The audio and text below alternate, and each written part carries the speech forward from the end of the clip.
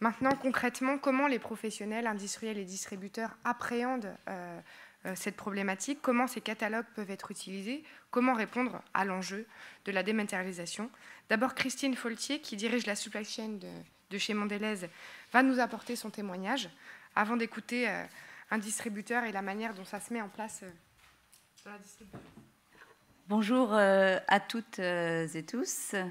Donc maintenant que vous êtes devenus experts en réglementation, experts en standard GS1, et puis enfin experts en catalogue électronique, on m'a demandé à moi de représenter un peu les industriels pour donner un témoignage, plutôt de l'ordre de témoignage, sur la façon dont nous avons appréhendé la mise en œuvre de la fiche produit dématérialisée, en particulier dans le cadre de la réglementation INCO, donc 1169-2011.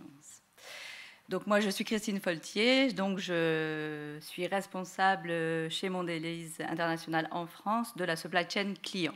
Voilà, pas de l'ensemble de la supply chain. La première chose que je voulais partager avec vous, c'est que la fiche produit électronique et la mise en œuvre du règlement INCO, c'est une très grosse opportunité pour les industriels. C'est une grosse opportunité, une opportunité même nécessaire, de reprendre la main sur les informations concernant leurs produits sur les sites de vente en ligne qui, pour l'instant, sont alimentés par des informations qui sont collectées par les clients eux-mêmes.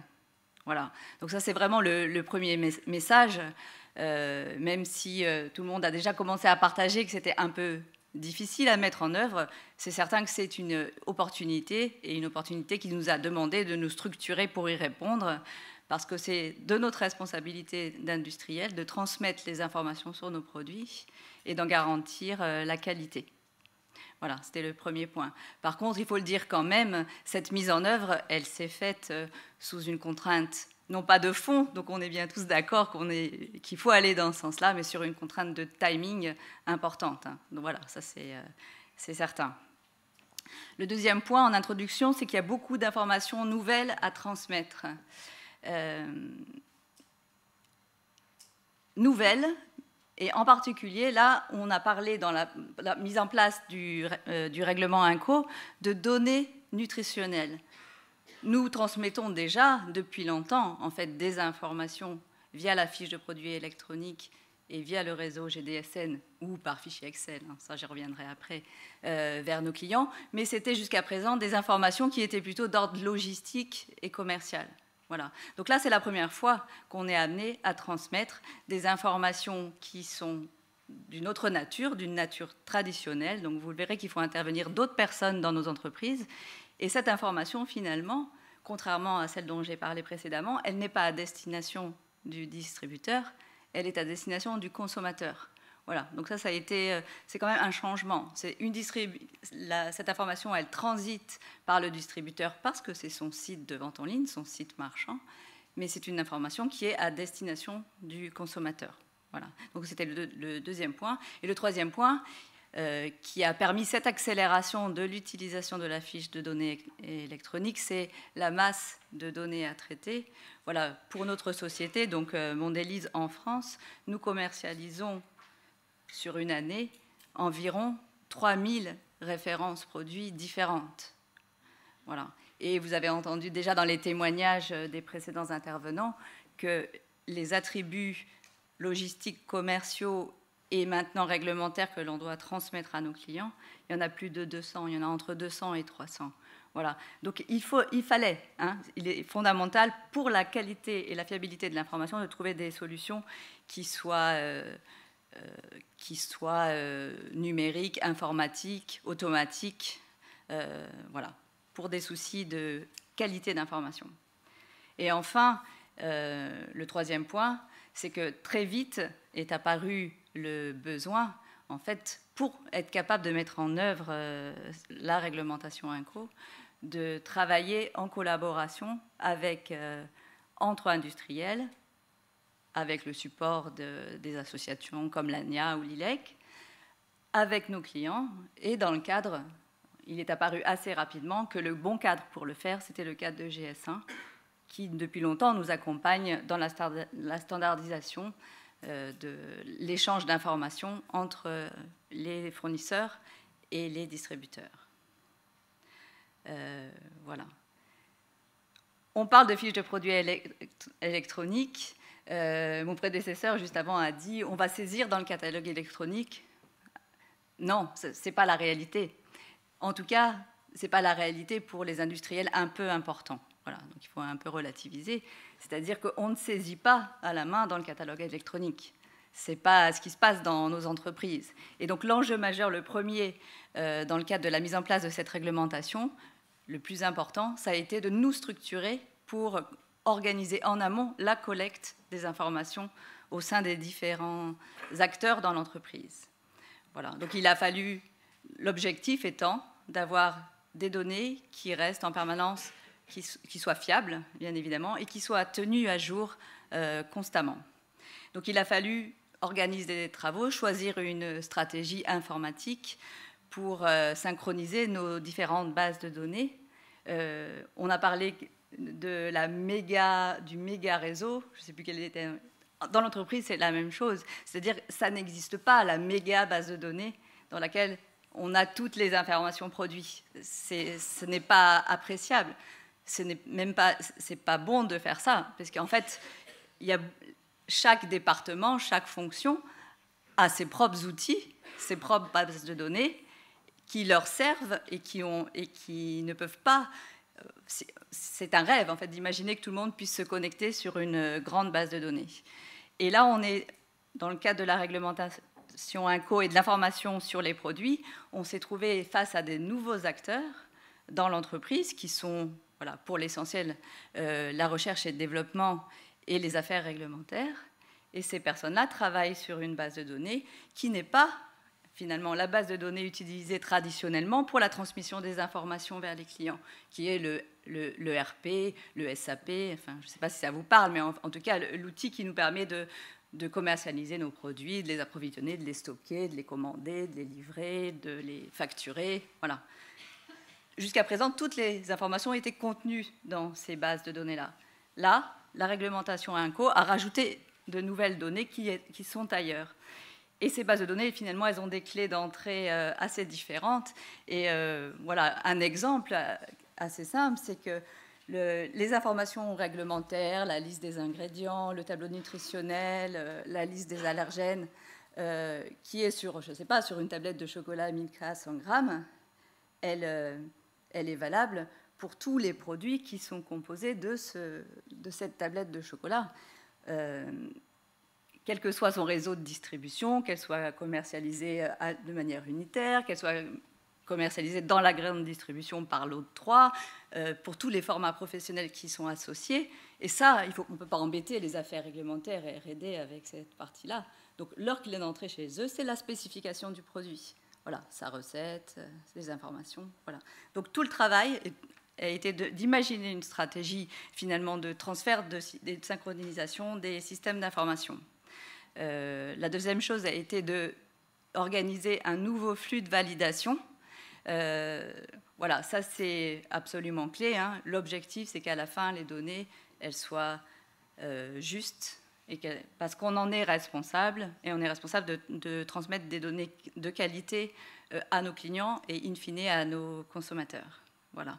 Et puis ensuite, il y a eu, on en a déjà un peu parlé, on ne va pas rentrer dans les détails, mais qu'il fallait aussi se mettre en capacité de gérer les mises à jour et la coexistence finalement dans nos stocks, puis dans les stocks de nos clients, de variantes du même produit.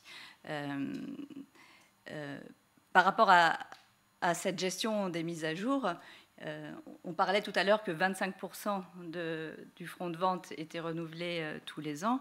Voilà, pour mon entreprise, le chiffre, c'est qu'un produit a son packaging refait parce que quelque chose a changé une fois un peu moins de tous les 2 ans. Voilà, ça c'est le rythme habituel en fait de changement. Donc là, il y a en ce moment la mise à jour générale de tous les produits existants mais il va falloir aussi organiser quelque chose qui puisse vivre et qui soit pérenne dans le temps. Voilà, donc ça c'était notre premier enjeu, collecter, nous structurer pour collecter en amont les informations. Le deuxième retour d'expérience, c'est qu'on n'aurait rien pu faire de sérieux sans avoir utilisé le travail de standardisation et de certification qui s'est fait autour de GS1. Quand je dis GS1, c'est évidemment l'entreprise GS1 avec ses experts et avec le fait qu'ils organisent les travaux et qu'ils proposent des solutions, mais c'est aussi parce que c'est un endroit où on peut décider ensemble, distributeurs et fabricants, de la façon dont on va choisir d'opérer ces sujets.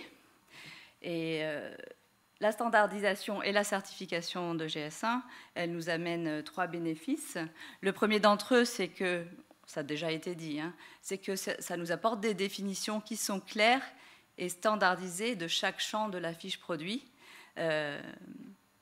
Voilà, ça paraît assez simple, mais c'est assez fondamental pour que ce soit efficace. Ça veut dire que ça coupe court à l'interprétation.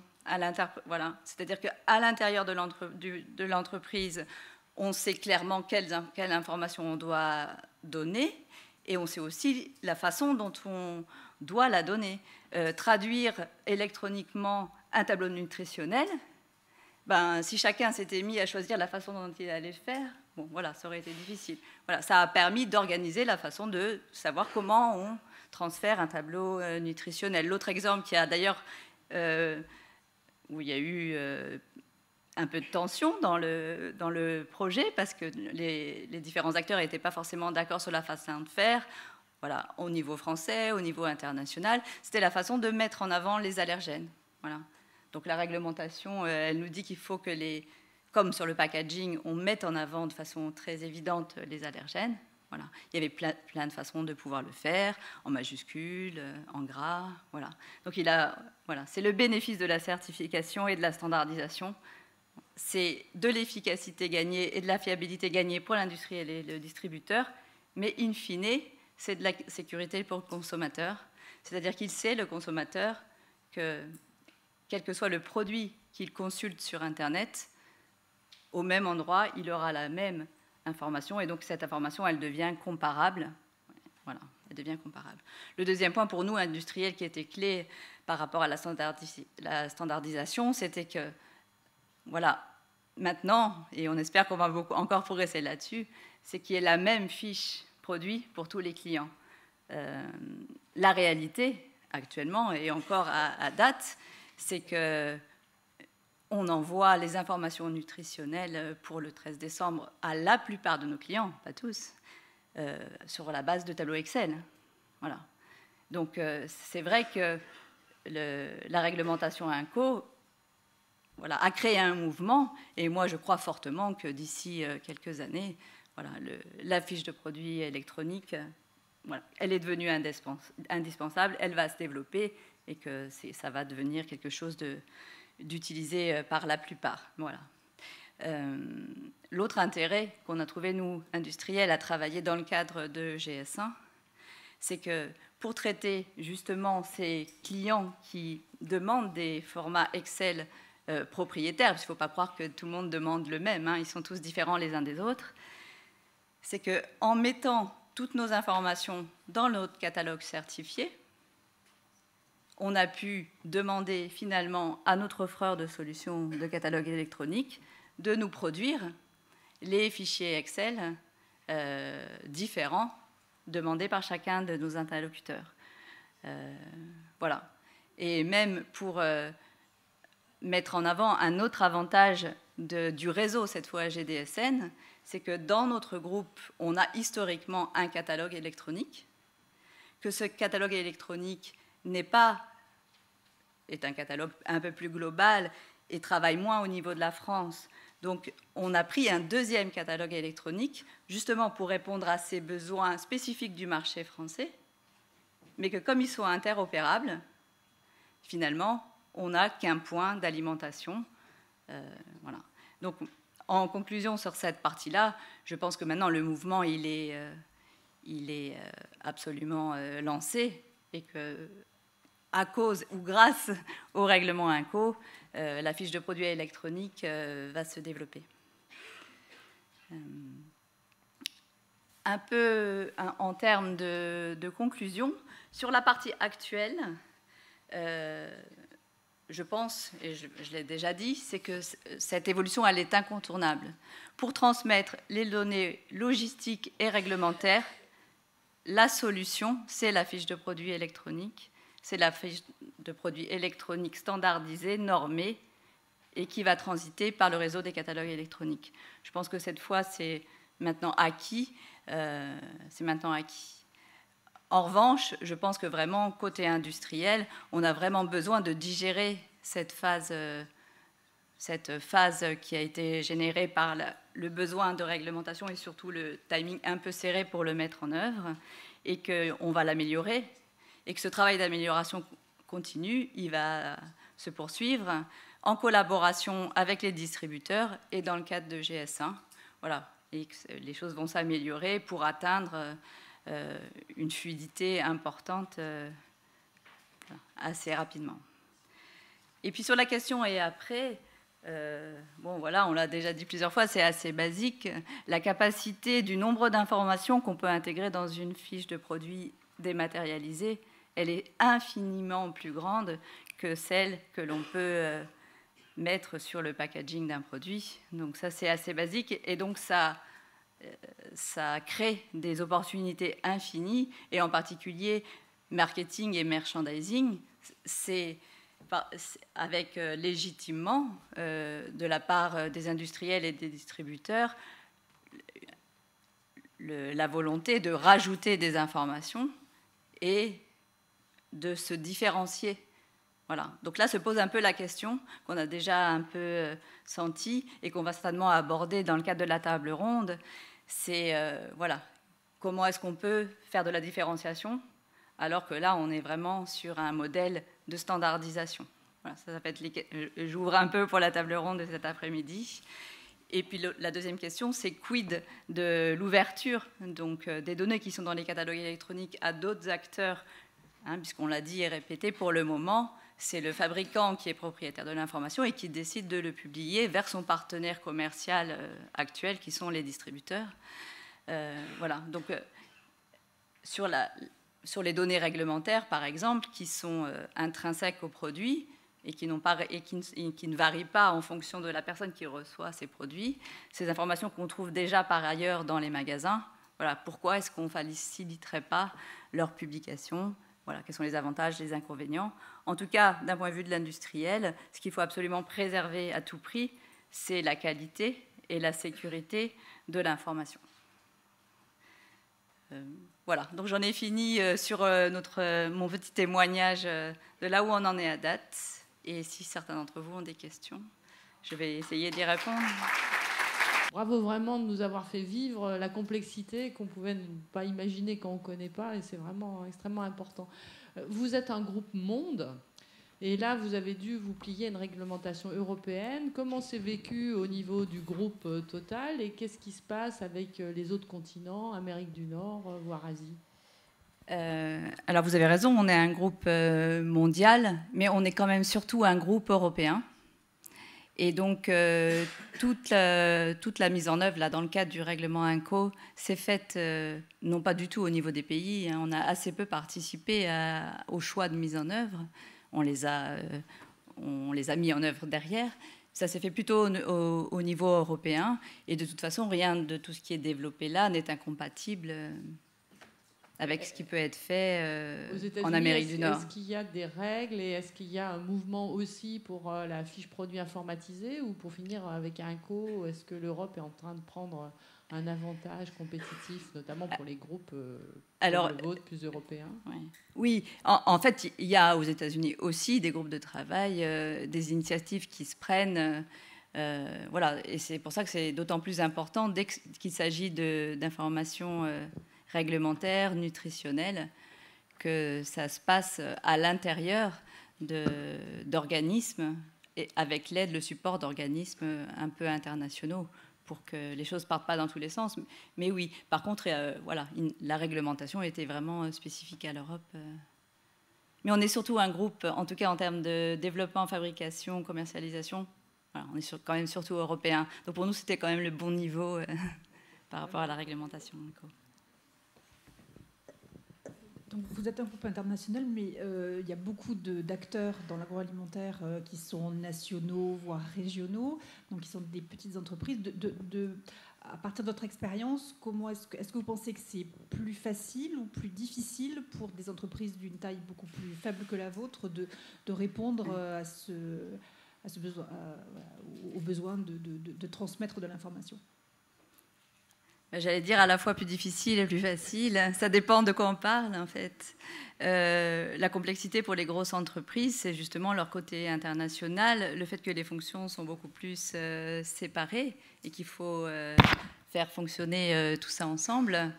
Les petites entreprises, elles sont plus en proximité avec leurs produits, et finalement, c'est certainement pas la même chose de répondre au règlement avec 50 références ou avec 3000.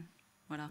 Donc, et en revanche, et peut-être pour répondre à votre question, c'est par rapport au barrage potentiellement économique ou technologique, je pense que les propositions qui ont été faites en fait dans le cadre voilà, de GS1 et ce que peuvent proposer les offreurs de catalogues électroniques, je pense que même les petites entreprises peuvent et ont certainement intérêt à rentrer dans la logique des catalogues électroniques.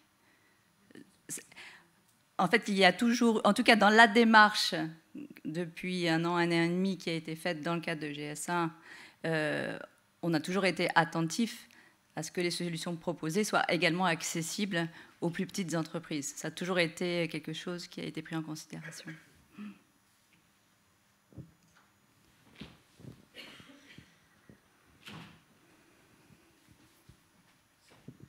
Alain Justet. Je voulais vous poser une question notamment sur et après. Et quelle est la tendance à l'intérieur de votre groupe sur la volonté d'aller vers une différenciation? C'est un sujet important parce que la fiche produit électronique, aujourd'hui telle qu'elle est conçue, elle est bien encadrée et elle a un caractère, je dirais, de fiabilité pour le consommateur ou pour le client. Dès l'instant où on va rentrer dans des opportunités de marketing, merchandising et différenciation en général, on va rentrer dans une partie un peu plus subjective. Et l'interprétation va pouvoir commencer à foisonner. Donc, quelle est la tendance aujourd'hui, la réflexion que vous avez, disons au niveau européen, hein, puisque c'est un problème européen en particulier pour vous? En fait, le souhait de différenciation, il est légitime, en tout cas par les départements marketing ou commerciaux. Donc ce besoin-là, dans nos entreprises, il existe. Et on est même déjà un peu poussé à le faire. Il y a certaines enseignes, par exemple, qui nous demandent déjà de rajouter des informations plus qualitatives, plus commerciales. En fait, le site de vente en ligne d'un distributeur a aussi besoin de faire de la différenciation et du merchandising, au même titre qu'il le fait dans ses propres magasins. La question derrière ça, c'est est-ce que cette information-là, elle doit passer par le catalogue électronique? Est-ce qu'il y a les capacités à avoir plusieurs natures d'informations?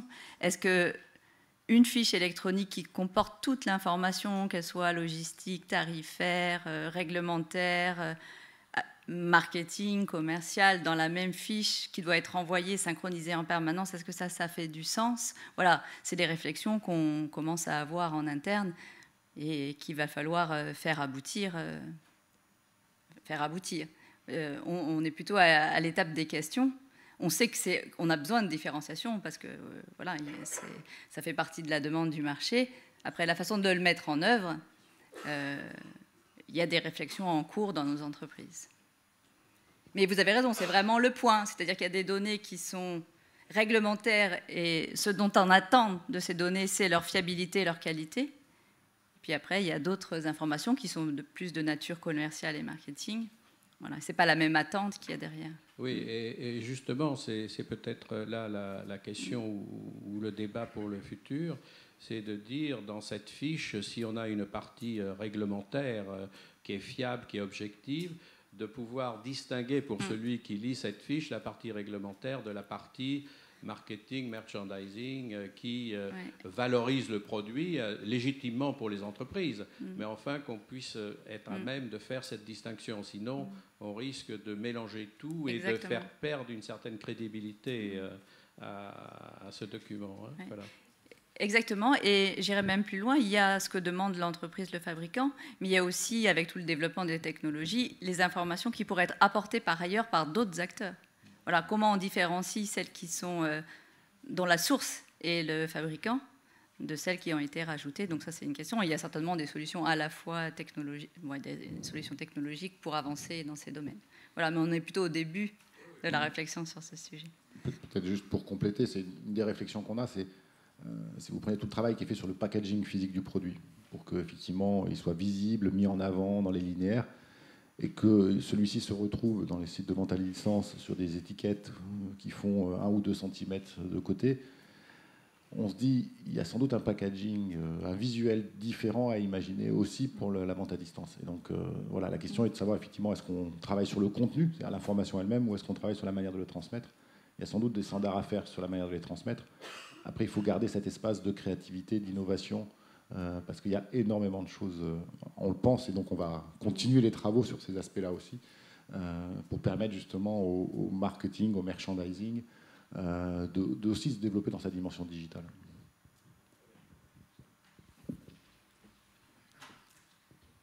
Oui, je voulais compléter la présentation de Christine en rappelant qu'elle l'a touché un petit peu du doigt. C'était beaucoup plus complexe dans les grandes entreprises qu'il y paraissait de rassembler toutes les informations venant de différentes origines au sein de l'entreprise. Ça avait beau que Mondelez, enfin il s'appelait Kraft à l'époque, mais c'était la même maison, ou presque.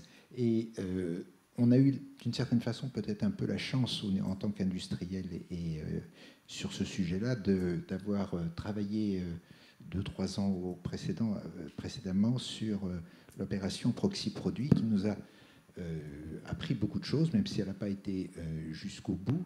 Elle nous a appris la complexité qu'il y avait à rassembler au sein des entreprises, quelque chose qui, de l'extérieur, pouvait dire c'est Mondelez, ils ont X milliers de références, ils ont qu'à donner les informations, je fais un peu court, hein.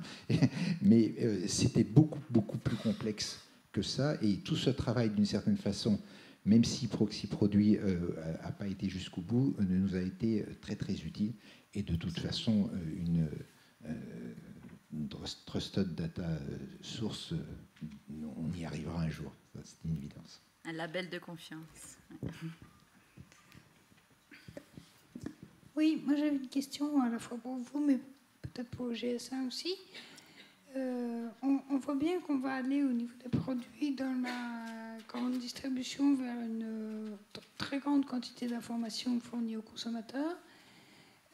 Qu'est-ce qui va se passer par rapport à la restauration hors foyer, en particulier la restauration collective, où finalement, est-ce qu'il y a une demande de ces opérateurs-là de mettre en place le même type d'application, ou est-ce qu'on va avoir un différentiel d'information considérable du coup ? Alors oui, il y a une demande similaire pour les réseaux hors foyer. Ça, on confirme, parce que nous, on a aussi des clients qui sont dans ces réseaux-là. Et il y a même eu, je pense, Xavier, un groupe de travail spécifique sur les réseaux hors foyer. Oui, effectivement, on a des travaux sur le même sujet, sur le règlement INCO pour la restauration hors domicile, avec déjà, je sais pas, sans être expert, la réglementation déjà fournit un certain nombre d'obligations, notamment sur la dénomination de vente et sur la liste des allergènes présents. Bon, sachez que c'est quand même des industries qui déjà s'échangent ce qu'ils appellent plus des fiches techniques, dans lesquelles il y a énormément d'informations qui sont demandées aux marques, notamment pour permettre d'élaborer les menus, d'élaborer les bilans nutritionnels des menus. Bon, c'est un marché qui est beaucoup plus éclaté, donc beaucoup plus complexe, mais il y a des travaux similaires parce que là aussi, ils prennent bien conscience que l'informatique prenant de plus en plus d'importance et l'information aux convives est également de plus en plus critique, qu'il y a une nécessité d'automatiser, de rationaliser et d'optimiser la gestion de cette information produit. Donc les travaux sont en cours.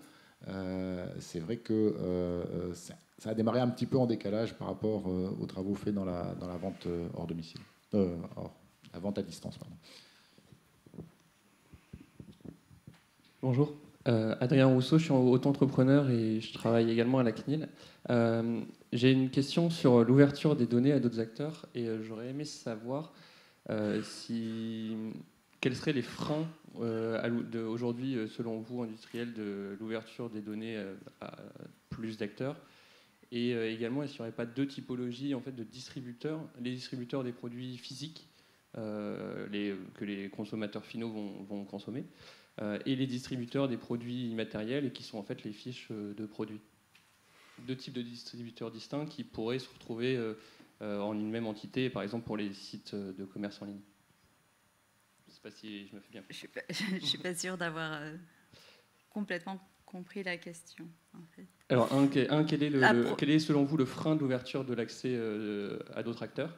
Le frein, c'est à qui, pourquoi faire. Voilà.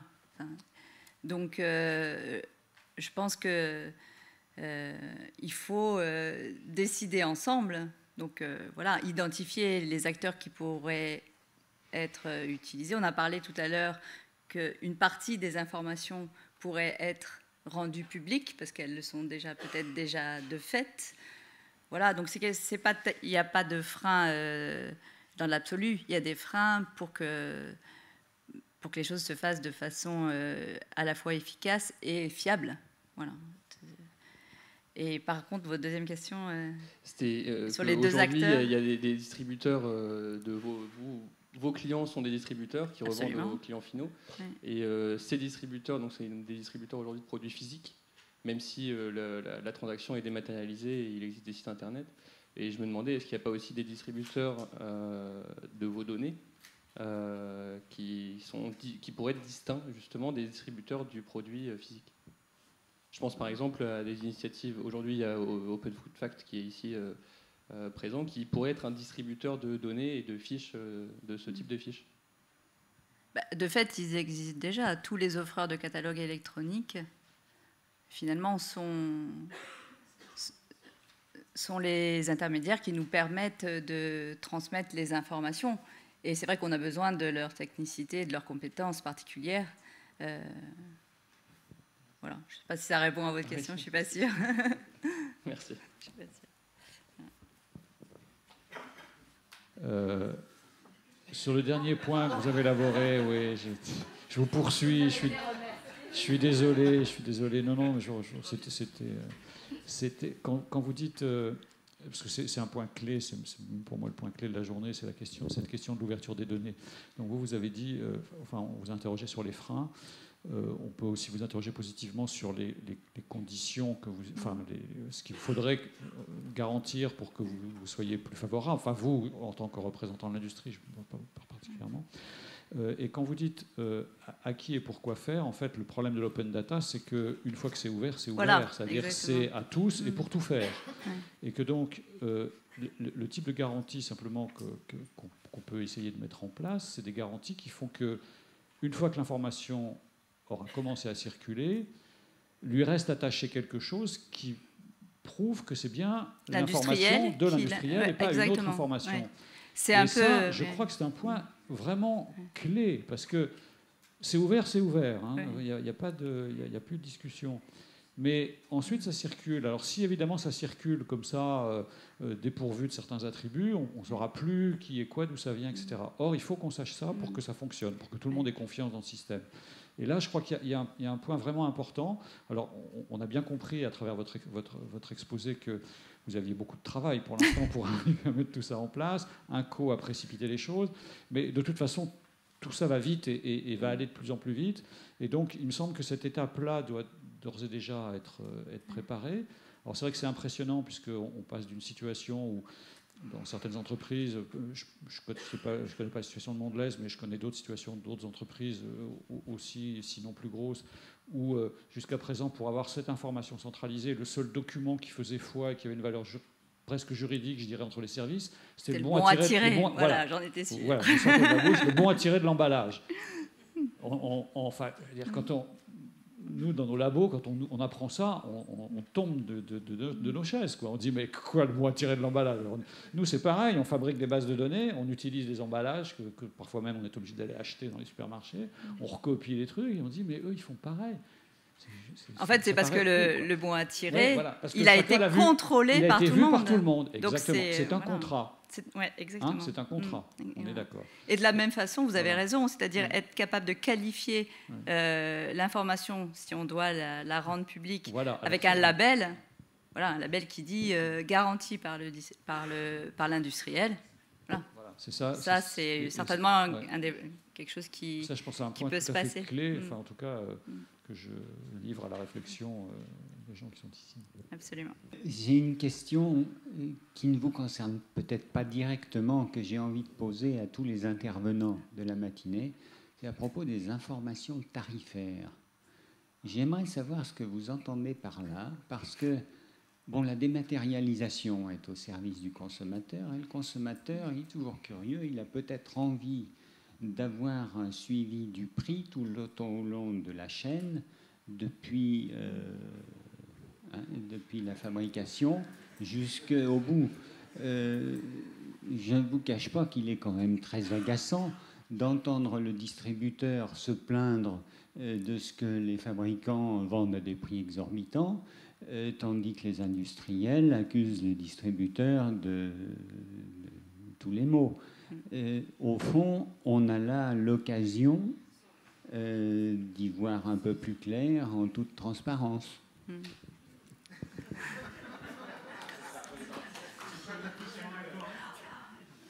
En tout cas, juste pour préciser, et je crois que Xavier l'avait déjà dit, pour le moment, les catalogues électroniques ne sont pas à destination du consommateur. Pour l'instant, on est dans de la transmission d'informations entre les industriels et les distributeurs, et pour les données réglementaires, pour les mettre à destination du consommateur sur ces données réglementaires. Voilà, donc ce dont vous parlez... et donc, on utilise ce même canal, finalement, pour échanger sur des données de prix ou de tarifs, soit pour échanger nos tarifs avec nos distributeurs, soit quand il a été aussi fait référence, quand un distributeur veut lancer un appel d'offres pour que les industriels répondent. Donc ça, c'est la réalité d'aujourd'hui. Voilà, donc les échanges d'informations sur le prix sont commerciales, on va dire, pour le moment. Elles ne sont pas à destination du consommateur. Je ne sais pas si des choses peuvent... Ça, c'est la réalité actuellement. On est dans des échanges commerciaux.